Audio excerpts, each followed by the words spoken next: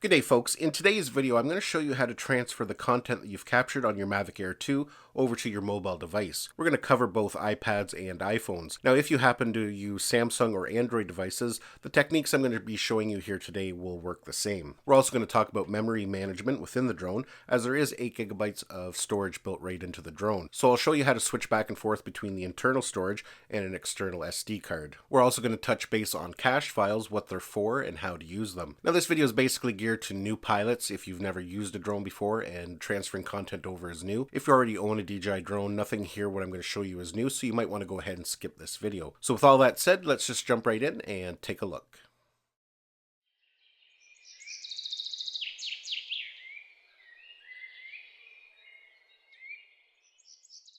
Now, before we get into transferring over any media files, we're going to talk about the cache files that's built into the Mavic Air 2, what they're for and how to use them. And we're also going to talk about the internal storage and how to switch back and forth between the internal storage, which is 8 gigabytes, and to an external SD card. For the most part, you're going to want to use an external SD card because 8 gigabytes is not really a lot, and you'll probably fill that up pretty quick. It is a good thing to have on there if you happen to fill up a memory card or forget to bring one.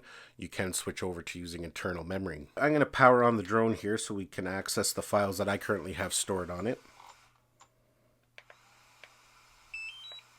So we've got the controller and the drone powered on here, and I've got the DJI Fly app launched. So let's take a look at the storage settings and the video cache files first, and I'll just kind of roughly explain what they are. So let's go into the drone. We'll hit the Go Fly button like we're about to take a flight. If we go over to settings here at the top right hand side, we're going to want to select camera there at the top. Now, if we scroll down, you're going to see we come to this section here, and that's basically where we manage our storage location. You can see here we have an option for SD card, and we have an option for internal storage. You can see there underneath where it says internal storage, you can see it says total of 7.9 gigabytes. Beside that, it tells us how much space is left available on that internal storage. It's saying 7.8 gigabytes. On the left-hand side here, you can see it says the SD card. So it's reading the SD card that I currently have installed in the drone. It says the total size of the card is 118.9 gigabytes, and we have 93.8 gigabytes left. Now, it's actually a 128 gigabyte card, but just when it's formatted, the actual usable space is usually less than what it's rated at. Right now, you can see that the SD card is highlighted. That means when we record video or take photos, everything is going to be stored to the SD card on the drone.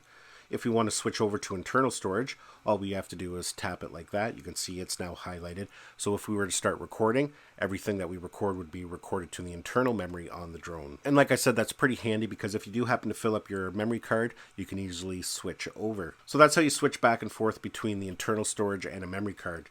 Now, right below that, you can see here there's an option that says cache when recording. And basically what that is, while you're recording video, it's going to store a low-res version on the phone. And it does that so you can go in and kind of get a preview of what you filmed without using up all the space on your phone. After all, if you've done a lot of recording, you could have gigabytes worth of data. You may not want that all on your phone. We also have the option of how much storage the cache can use. You can see we have the option of 2 gigabytes, 4 gigabytes, and we can go all the way to auto, which is basically unlimited. What happens there is once you reach that threshold, any older video files will be deleted. Now, that's just the cache file. It will not delete anything that you have on your memory card. And one last thing I do want to point out there, if you need to format your memory card, you can do so by clicking that format button right there at the top. That'll clear off your memory card or the internal storage. Just remember that before you format a card, make sure you've offloaded all the content, because when you format it, everything will be deleted. So that was basically a quick rundown on what cache files are and how to switch back and forth between internal storage and a memory card. Now we're going to talk about transferring the content over from your drone over to your phone or an iPad even. So you can see here within the DJI Fly app, we do have something called an album. If we click on it, that's going to show us all the content that we currently have stored on the Mavic Air 2. All these files here are just low-res previews. These are the cached files. So we can go into it and we can press play, and you can see here it's going to give us a preview of what we filmed. Now at the top there it says not downloaded, so that's signifying that it's just the cached file. So to download the high-res file from the drone over to your phone, we're going to click that little download arrow there. You can see that we get this message box, and it basically tells us how much time remaining to download the file. Now the problem with doing it this way is that it's really slow, and coming up here I'm going to show you a much faster way to do it. So you can see here we've downloaded it now, and it no longer says not downloaded. So if we go ahead and play this video, it's going to be the full 4K version that I recorded. If we go back to the main thumbnail preview, you can see here all these files that are cache files have that little download arrow. but the one that we just downloaded no longer has it. That file will also now be in our camera roll on our iPhone. We can then go in and edit it, share it, or whatever we need to do to it. So now I'm going to show you a different way to transfer it using a memory card reader, and I'm going to use my iPad for demonstration, but this works the same whether you're using an iPad mini or an iPad with a lightning port, or if you're going to be transferring it directly to a phone. You can see here I have two card readers. One has a USB-C end on it, one has a lightning end on it. Obviously the USB-C end is for the iPad Pro with USB-C, and lightning would be for regular iPads or an iPad mini or an iPhone. You're going to want to remove the memory card from your drone. When you purchase your memory card, most likely you had an adapter that came with it. You will need it in order to use these memory card readers. Now, these memory card readers are not cheap. You can get generic versions, different ones on Amazon that are quite a bit cheaper. I haven't tested many of them, so I can't really vouch for how well they work or if they work at all. I've always used the Apple ones just because they're reliable and they work well. So anyways, you're going to plug your memory card into it, and I'm using the USB-C version just because I'm going to be plugging it into my iPad Pro. We're going to plug it in. There's two different ways we can transfer it, and I'll show you them both here quickly. The first way is we're going to launch our Photos app. And you can see here when we have this memory card reader plugged in, we get a new icon down there on the right hand side at the bottom. And if we click on it here, you can see it shows all the content that's currently stored on that memory card. And at the top here, you can see it already shows what I've imported.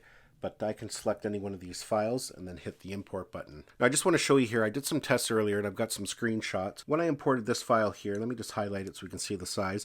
It's 4.02 gigabytes. When I used the DJI Fly app, it took me 12 minutes and 24 seconds. So that's a significant amount of time for one file. You can see here when I imported it through the Photos app using a card reader, it took 59 seconds. So you can see just how considerably faster that is. Especially when you're going to be importing multiple files at once, that's going to save you a lot of time, not to mention battery power on your drone. At 12 minutes for that one file, if you had 10 different files you needed to bring over, you could spend over an hour transferring content.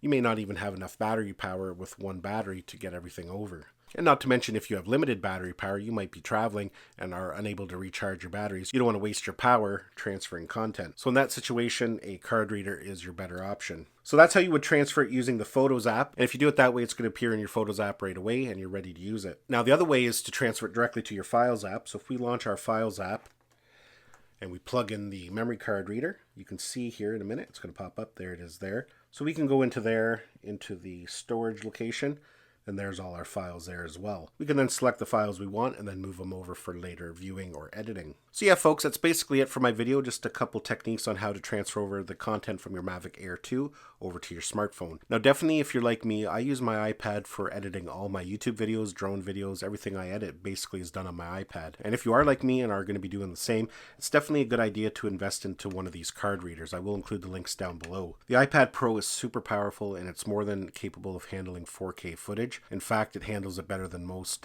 powerful laptops that you can buy on the market today. There's no hesitation, everything is nice and smooth. You can actually edit multiple tracks of 4K at once, so it does a really good job. Anyways, hopefully you enjoyed this video. Give it a thumbs up if you did. Don't forget to subscribe to my channel so you don't miss any of our upcoming videos, and we'll see you in the next one.